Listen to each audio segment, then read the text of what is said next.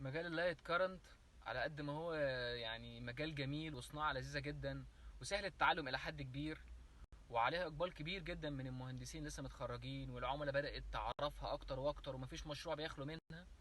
بس بتواجه مشكلة في مصر كبيرة جدا الفترة ديت، يعني مش هينفع نداري وشنا عنها. كنت أنا من حوالي 3 شهور نزلت فيديو كده عن الاستيراد والعقبات اللي هيبدأ يقابلها اللايت كارنت كصناعة، يعني أنا واحد من أبناء الصناعة ديت في مصر. ايه ممكن من الانظمه ديت هيبدا العميل لا ما يقدرش يستغنى عنه، ممكن يستناه في التوريد 6 و8 شهور وسنه.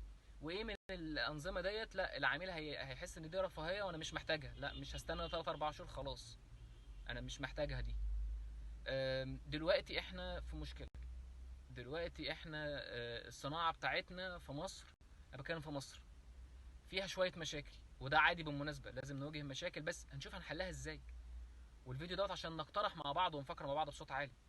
يعني اي حد من ابناء الصناعه ديت بتاعت اللايت كارنت وحاببها يقول اقتراحه، لعل ممكن لما واحد واثنين وثلاثة وعشرة يقولوا اقتراحاتهم والف واحد يتفرج على الفيديو، ممكن ده تأثر ونحرك شوية في الأحداث. احنا محتاجين نقلل شوية من الهاردوير، يعني محتاجين نشتغل اوفر نتورك، محتاجين نشتغل اوفر كلاود، محتاجين نشتغل اوفر سوفت وير. في مشاريع ممكن كاوديو فيجوال ممكن تبقى نصها هاردوير ونصها سوفت وير. فلازم الاستشاريين يسمحوا لنا بالقصه ديت ويتفهموا